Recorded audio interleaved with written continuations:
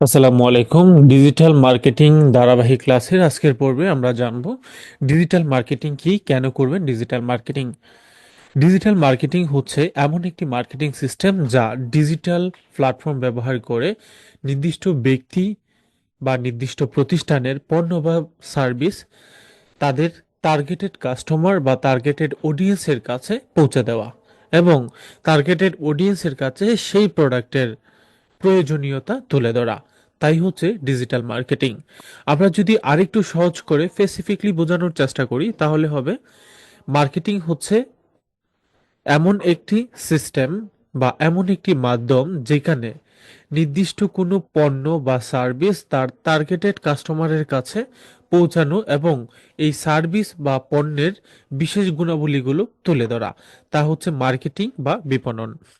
এবার digital marketing হচ্ছে digital প্রযুক্তি, ডিজিটাল সিস্টেম বা ডিজিটাল মাধ্যম ব্যবহার করে যখন কোনো কাস্টমারের কাছে বা কোনো ক্লায়েন্টের কাছে নির্দিষ্ট পণ্য বা সার্ভিসের বিশেষত্ব তুলে ধরাকেই ডিজিটাল মার্কেটিং বলে।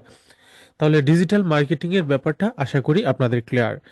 এবার আসি, ডিজিটাল মার্কেটিং প্ল্যাটফর্মের গুরুত্বপূর্ণ আরেকটি পার্ট হচ্ছে ডিজিটাল মার্কেটিং বনাম ট্রেডিশনাল মার্কেটিং। ট্রেডিশনাল মার্কেটিং এবং ডিজিটাল মার্কেটিং এর মধ্যে পার্থক্য হচ্ছে ডিজিটাল ট্রেডিশনাল মার্কেটিং এর ক্ষেত্রে আপনার খরচ অনেক বেশি, আর ডিজিটাল মার্কেটিং এর ক্ষেত্রে খরচ অনেক কম। ট্রেডিশনাল মার্কেটিং এর ক্ষেত্রে আমরা যদি আপনাদেরকে দেখাই, সাপোজ কোনো একটি কোম্পানি তার পণ্য তার টার্গেটেড কাস্টমারের কাছে ফিজিক্যালি যদি পৌঁছে দেয়, ফিজিক্যালি যদি বিজ্ঞাপন দেওয়া হয়, সেগুলোকে মূলত ট্রেডিশনাল মার্কেটিং বলে। যেমন ওয়ালটন একটি ব্র্যান্ড, ওয়ালটন যদি তার পণ্যগুলো মানুষের কাছে বিলবোর্ডের মাধ্যমে বিজ্ঞাপন দেয় তখন সেটা ট্রেডিশনাল মার্কেটিং। ওয়ালটন যদি তার পণ্যগুলো পোস্টারের মাধ্যমে বিজ্ঞাপন করে তাহলে সেটাও ট্রেডিশনাল মার্কেটিং। আমরা ঢাকা শহর সহ বাংলাদেশের বিভিন্ন শহরে দেখতে পাই ওয়ালটনের বিভিন্ন ধরনের পণ্যের বিভিন্ন বিজ্ঞাপন বিলবোর্ডের মধ্যে। তো এগুলো হচ্ছে ট্রেডিশনাল মার্কেটিং। তো একটা ট্রেডিশনাল মার্কেটিং এর জন্য একটা কোম্পানির নির্দিষ্ট পণ্যের ট্রেডিশনাল মার্কেটিং এর জন্য খরচ বেশি। যেমন ওয়ালটন যদি বিলবোর্ডের মাধ্যমে বিজ্ঞাপন দেয় তাহলে একটা বিলবোর্ড 1 বছরের জন্য ভাড়া নিতে গেলে কমপক্ষে 60 থেকে 70 লক্ষ টাকা পর্যন্ত লাগে, হিউজ একটা খরচ। আর এই ওয়ালটন কোম্পানি যদি পোস্টারিং করে মানুষের কাছে পণ্যগুলো পৌঁছানোর চেষ্টা করে, তাদের প্রোডাক্টগুলো সম্পর্কে মানুষের কাছে পৌঁছাতে চায় গুণাগুণ সম্পর্কে, সেক্ষেত্রেও খরচ অনেক বেশি। এটা হচ্ছে ট্রেডিশনাল মার্কেটিং এবং ট্রেডিশনাল মার্কেটিং এর উদাহরণ। আর ডিজিটাল মার্কেটিং হচ্ছে এমন একটা সিস্টেম যেখানে ডিজিটাল সার্ভিস বা ডিজিটাল প্রযুক্তি ব্যবহার করে, যেমন ফেসবুক, গুগল, ইউটিউব, ইনস্টাগ্রাম, এগুলো ব্যবহার করে যখন মানুষের কাছে কোনো একটি নির্দিষ্ট পণ্য পৌঁছে দেওয়া হয় তখন সেটাকে ট্রেডিশনাল মার্কেটিং বলে, সরি ডিজিটাল মার্কেটিং বলে।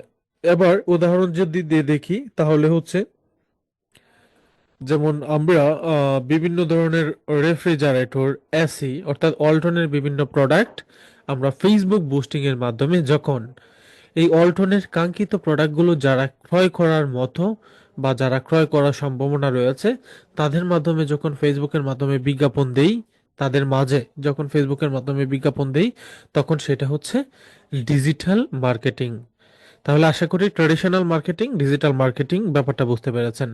এই ডিজিটাল মার্কেটিং প্ল্যাটফর্মে আমরা ফেসবুকের মাধ্যমে বিজ্ঞাপন দিতে পারি, টুইটারে পারি, ইনস্টাগ্রাম, লিঙ্কডইন, ইউটিউব, গুগল ইত্যাদি, অর্থাৎ ডিজিটাল যে মাধ্যমগুলো আছে সেগুলোর মাধ্যমে বিজ্ঞাপন দিতে পারি।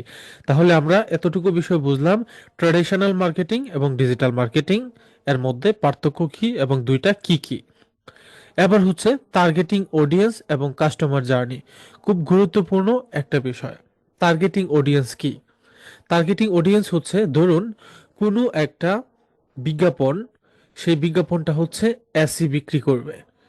সাপোজ ওয়ালটন দিয়ে আমি উদাহরণ দিই, ওয়ালটন এসি বিক্রি করবে, অর্থাৎ ওয়ালটন তার প্রতিষ্ঠানের এসিটা বিক্রি করতে চাচ্ছে। তাহলে এসি কে কিনে? আমি দুইজন অডিয়েন্স দেখাই। একজন হচ্ছে গ্রামের কৃষক যিনি হাল চাষ করেন, খুব গরিব ক্ষুদ্র মানুষ। আরেকজন হচ্ছে একটা কোম্পানির ওনার, অনেক বড় একটা ইন্ডাস্ট্রির চেয়ারম্যান। সেই ক্ষেত্রে এসি কে কিনতে পারে, ওই গ্রামের কৃষক নাকি ওই প্রতিষ্ঠানের চেয়ারম্যান? উত্তর হবে ওই প্রতিষ্ঠানের চেয়ারম্যান। হ্যাঁ, সঠিক শুনেছেন।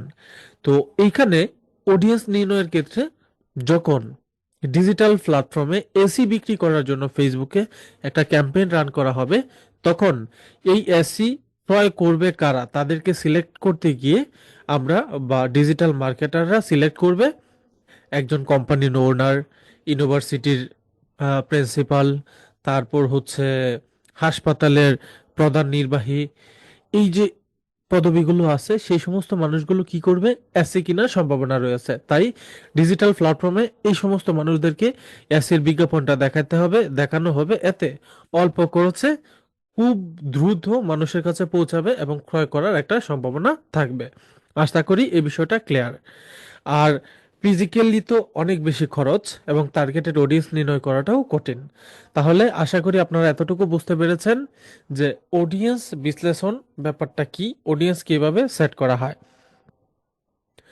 আচ্ছা, এবার হচ্ছে খুব গুরুত্বপূর্ণ আরেকটি বিষয় হচ্ছে ডিজিটাল মার্কেটিং এর ট্রেন্ড।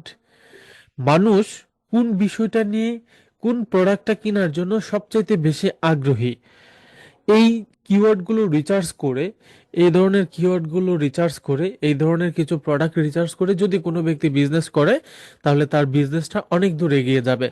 তো এই যে ট্রেন্ডিং এর যে ব্যাপারটা আছে সেটা আমরা পরবর্তী প্রত্যেকটা ক্লাসে আলোচনা করব। ব্র্যান্ডিং এবং মার্কেটিং রিসার্চ আমরা প্রত্যেকটা ক্লাস বাই ক্লাস আলোচনায় সেই বিষয়গুলো দেখব। তো আজকে আমাদের এই পর্যন্তই, পরবর্তী ক্লাস দেখার আমন্ত্রণ জানিয়ে শেষ করছি। আসসালামু আলাইকুম।